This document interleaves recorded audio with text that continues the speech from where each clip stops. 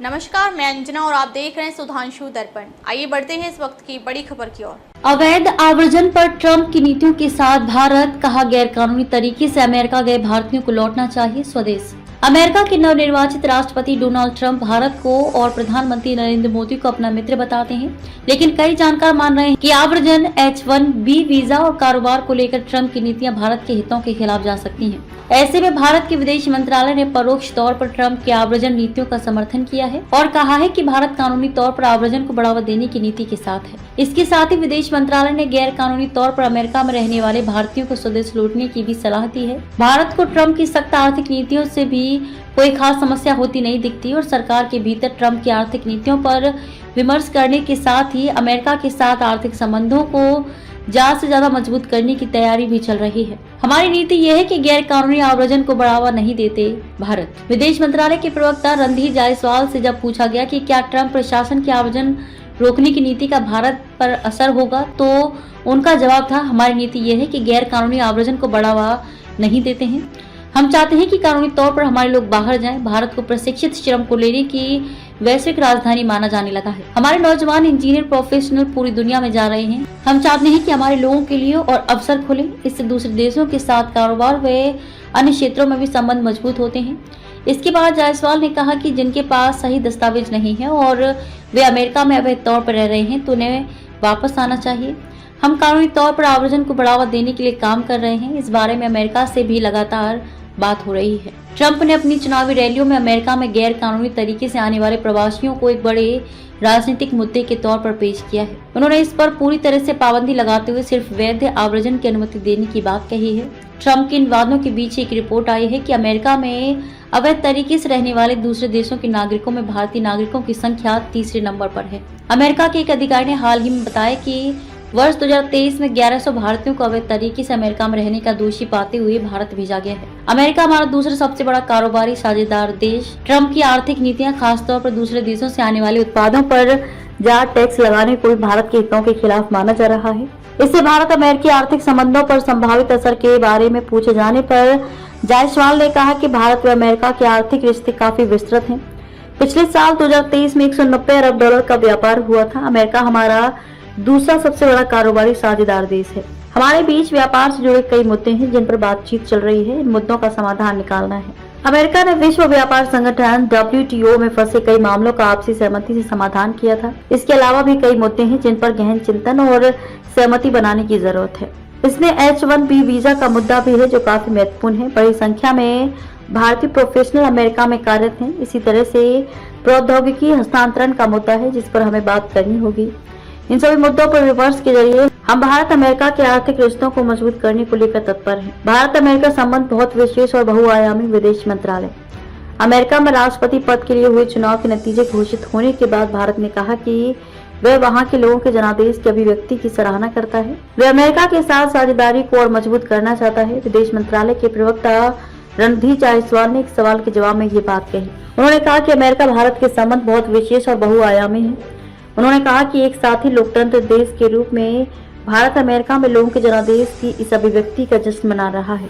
प्रधानमंत्री नरेंद्र मोदी और अमेरिका के नवनिर्वाचित राष्ट्रपति डोनाल्ड ट्रंप ने बुधवार को टेलीफोन पर बातचीत के दौरान भी विभिन्न क्षेत्रों में द्विपक्षीय संबंधों को और मजबूत करने के लिए मिलकर काम करने की अपनी प्रतिबद्धता दोहराई है। उगते सूर्य को अर्घ्य देने के साथ ही 4 दिवसीय महापर्व छठ संपन्न। सुबह में घाटों पर उमड़े लोग। आज छठ पूजा का चौथा और आखिरी दिन है। इस दिन उगते सूर्य को अर्घ्य दिया जाता है जिसे ऊषा अर्घ्य भी कहा जाता है। छठ महापर्व 4 दिनों तक चलता है। नोएडा में छठ पूजा के अवसर पर श्रद्धालुओं ने उगते सूर्य को अर्घ्य दिया, जहां भक्तों की भारी भीड़ देखी गई। कर्नाटक के बेंगलुरु में छठ पूजा के अवसर पर श्रद्धालुओं ने उगते सूर्य को अर्घ्य दिया। झारखंड रांची में छठ पूजा के अवसर पर श्रद्धालुओं ने उगते सूर्य को अर्घ्य दिया। बिहार के पटना में छठ पूजा के अवसर पर श्रद्धालुओं ने उगते सूर्य को अर्घ्य दिया। ओडिशा भुवनेश्वर छठ पूजा के अवसर पर श्रद्धालुओं ने उगते सूर्य को अर्घ्य दिया। कुआखाई घाट पर भक्तों की काफी भीड़ देखी गई। तमिलनाडु चेन्नई के मरीना बीच पर छठ पूजा के अवसर पर श्रद्धालुओं ने उगते सूर्य को अर्घ्य दिया। छठ पूजा के अंतिम गुरुग्राम के सेक्टर 5 स्थित छठ घाट पर बने सरोवर में खड़े होकर भक्तों ने उगते सूर्य को अर्घ्य दिया। अमेरिका के वर्जीनिया में पोटोमैक नदी के तट पर बड़ी संख्या में भारतीय अमेरिकी लोग इकट्ठा हुए और उन्होंने सूर्य देव को अर्घ्य दिया और छठ गीत गाए। पूजा पर महाराष्ट्र के उप मुख्यमंत्री देवेंद्र फडणवीस ने शुभकामनाएं दी। उन्होंने कहा कि मुंबई की जुहू चौपाटी पर बहुत बड़े पैमाने पर हमारी माताएं, बहनें और भाई छठी मैया की पूजा करने के लिए और भगवान सूर्यदेव को अर्घ देने के लिए यहाँ आते हैं। मैं उनके दर्शन करने के लिए यहाँ आया हूँ। आगे कहा कि देश की सभी छठ व्रतियों को मैं छठ पर्व की शुभकामनाएं देता हूँ। भगवान सूर्यदेव हमारे असीम ऊर्जा के अधिपति हैं। मैं उनसे प्रार्थना करता हूँ कि हमारे देश और महाराष्ट्र को आगे ले जाने के लिए हमें ऊर्जा प्रदान करें। प्रदूषण के बीच फैसला, पराली जलाए तो किसानों पर लगेगा दोगुना जुर्माना, नया नोटिफिकेशन जारी। अब पंजाब, हरियाणा समेत अन्य राज्यों में पराली जला रहे किसानों को दोगुना जुर्माना देना होगा। इसके लिए ministry of environment, forest and climate change ने नोटिफिकेशन जारी किया है। नए नियमों के तहत पराली जलाने पर लगने वाले एनवायरमेंटल कंपनसेशन में दोगुना इजाफा किया गया है। ये नोटिफिकेशन 6 नवंबर को जारी किया गया। नोटिफिकेशन के बाद commission for air quality and management CAQM ने पंजाब, हरियाणा, उत्तर प्रदेश, राजस्थान और दिल्ली के चीफ सेक्रेटरी को पत्र लिखकर रिवाइज्ड एनवायरमेंटल कंपनसेशन लागू करने को कहा है। CAQM ने साफ किया है कि अगर अब पराली जलाने के मामले सामने आते हैं तो उन पर नई दरों के हिसाब से जुर्माना लगाएं। कमीशन ने अपने आदेश में सभी नोडल और सुपरवाइजरी ऑफिसर को यह अधिकार दिया कि वे नई दरों के अनुसार किसानों से पराली जलाने का जुर्माना लें। नई दरों को तुरंत लागू करें। सभी राज्य सरकारों को भी कहा गया है कि वे नई दरों को तुरंत लागू करें। नई दरें 5,000 से 30,000 रुपए तक की हैं, जबकि इससे पहले ये दरें 2,500 से 50,000 रुपए तक की थी। मिनिस्ट्री ने राष्ट्रीय राजधानी क्षेत्र और आसपास के क्षेत्रों में वायु गुणवत्ता प्रबंधन आयोग पराली जलाने के लिए पर्यावरणीय क्षतिपूर्ति का अधिरोपण, संग्रहण और उपयोग संशोधन नियम 2024 नोटिफाई किया है। इस बार कम जली पराली, इस सीजन में पराली जलाने के मामले पिछले कुछ साल की तुलना में कम सामने आए हैं।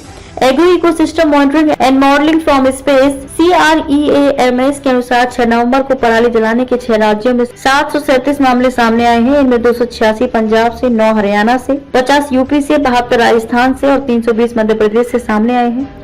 15 सितंबर से अब तक इन 6 राज्यों में पराली जलाने के 12,514 मामले सामने आ चुके हैं। इनमें सबसे अधिक पंजाब से 5,041, MP से 3,697, हरियाणा से 888, यूपी से 1,544, दिल्ली से 12 और राजस्थान से 1,332 मामले सामने आए हैं। वहीं DSS डिसीजन सपोर्ट सिस्टम के अनुसार 6 नवंबर को पराली जलाने से राजधानी में 22.77% प्रदूषण रहा। इस सीजन में पराली की वजह से सबसे अधिक प्रदूषण 1 नवंबर को 35.17 रहा। 31 अक्टूबर को ये 27.61% रहा था। नोटिफिकेशन के अनुसार जुर्माने की नई दरें, जमीन का क्षेत्रफल, पुराना जुर्माना, जुर्माने की नई कीमत, 2 एकड़ से कम जमीन वाले किसानों के लिए 2,500 रुपए, 5,000 रुपए, 2 से 5 एकड़ तक जमीन वाले किसानों के लिए 5,000 रुपए, 10,000 रुपए, 5 एकड़ से अधिक जमीन वाले किसानों के लिए 15,000 रुपए और 30,000 रुपए। एस जयशंकर की प्रेस कॉन्फ्रेंस के बाद बैन किया ऑस्ट्रेलियाई चैनल। कनाडा के करतूत पर भारत ने उठाए सवाल। भारत ने एक बार फिर कनाडा पर करारा हमला बोला और कहा कि ये देश अभिव्यक्ति की स्वतंत्रता पर पाखंड करता है। विदेश मंत्रालय की ये टिप्पणी कनाडा सरकार द्वारा मंगलवार को ऑस्ट्रेलिया टुडे के इंटरनेट मीडिया हैंडल और उसकी मीडिया साइट को प्रतिबंधित किए जाने के बाद आई है। ऑस्ट्रेलिया टुडे ने विदेश मंत्री एस जयशंकर और उनके ऑस्ट्रेलियाई समकक्ष पेनी वोंग की संयुक्त प्रेस कॉन्फ्रेंस और जयशंकर के साक्षात्कार की रिपोर्टिंग की थी। इनके प्रसारण के चंद घंटों बाद ही कनाडा सरकार ने ये कदम उठाया। प्रेस कॉन्फ्रेंस में जयशंकर ने कनाडा सरकार को घेरते हुए कुछ तथ्य सामने रखे थे। भारत ने कहा कि अभिव्यक्ति की स्वतंत्रता पर पाखंड करता है कनाडा। विदेश मंत्रालय के प्रवक्ता रणधीर जायसवाल ने कहा कि जयशंकर से संबंधित समाचार की वजह से ही कनाडा सरकार ने उक्त मीडिया हाउस के हैंडल और साइट को प्रतिबंधित किया है। उन्होंने कहा कि ऑस्ट्रेलिया टुडे भारतवंशियों के लिए एक महत्वपूर्ण मीडिया हाउस है, लेकिन ये कनाडा के लोगों के लिए अब उपलब्ध नहीं है। इसे प्रतिबंधित किया जा चुका है। हमें इस पर बड़ा आश्चर्य है।